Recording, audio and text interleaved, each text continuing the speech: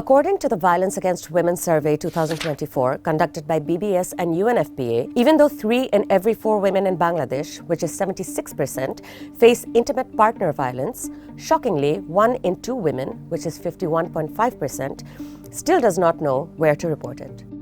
Awareness is slightly higher in urban areas at 50.7% compared to 47.5% in rural areas. The survey, launched in October and based on interviews with 27,476 women aged 15 and above, is the third national study after 2011 and 2015. In today's Star Explains, marking International Day for Elimination of Violence Against Women, we want to understand why this awareness gap remains so severe and where women can actually turn for help.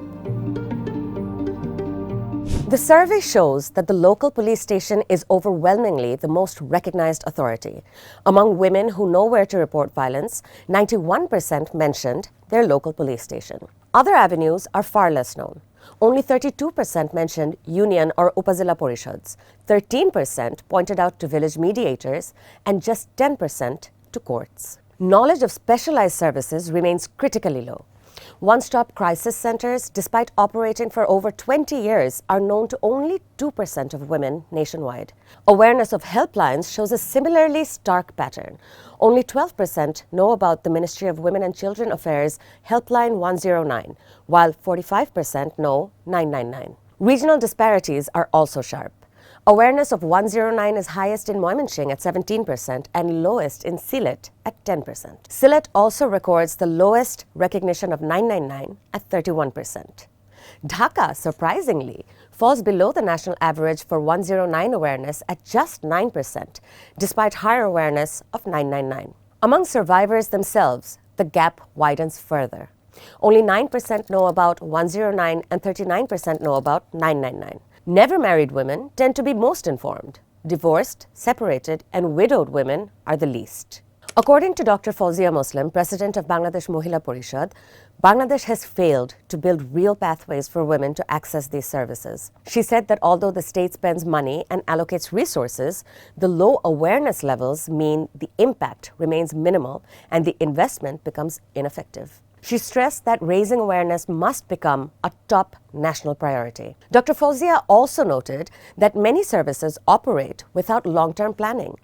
Projects run, but without sustainable budgets, gender-responsive planning, or proper coordination, they struggle to improve. She further pointed out that the continued reliance on unregulated local mediators creates significant risks. Many survivors are pressured into unsafe settlements, including past instances where women were forced to marry their rapists. Without trained paralegals, sensitized local officials, and a clear framework for alternative dispute resolution, justice will continue to fail survivors. To understand where women can realistically go during danger, the Daily Star consulted emergency services, police officials, Ministry of Women and Children's Affairs representatives, and NGOs. According to Inspector of Police Anwar Sattar from the National Emergency Service 999, the service's official guidelines classify any violence, harassment, or stalking against women and children as an emergency. He explained that women, children, or anyone calling on their behalf can contact 999 for immediate intervention. He cited a recent case where a trafficked young woman was traced and rescued through this hotline. From January to October 2025, 999 responded to 26,317 calls related to violence against women and children. These included nearly 15,000 domestic torture cases, over 5,800 assaults by others, 988 incidents of rape, 557 attempted rapes, 793 stalking cases, 647 homicides, over 800 sexual harassment complaints, and 2,798 calls regarding child marriage. Anwar also pointed out that services remain fragmented across the system, often putting the burden on survivors to navigate them. He emphasized the need for a single, widely known emergency number.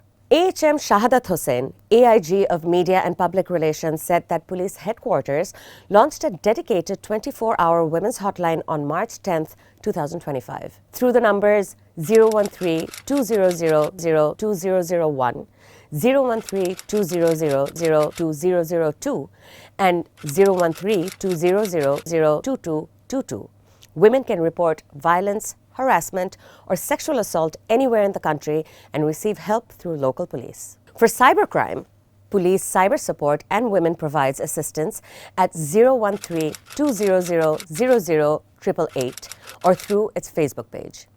This includes guidance on evidence, legal advice, safety planning, and support against online threats or image-based abuse. The Ministry of Women and Children's Affairs runs an extensive service network across Bangladesh. Joint Secretary Dr. Prakash Kanti Chaudhary explained that the ministry's newly launched Quick Response Team offers immediate rescue, medical care, psychosocial counseling, legal aid, cyber violence redress, and safe shelter.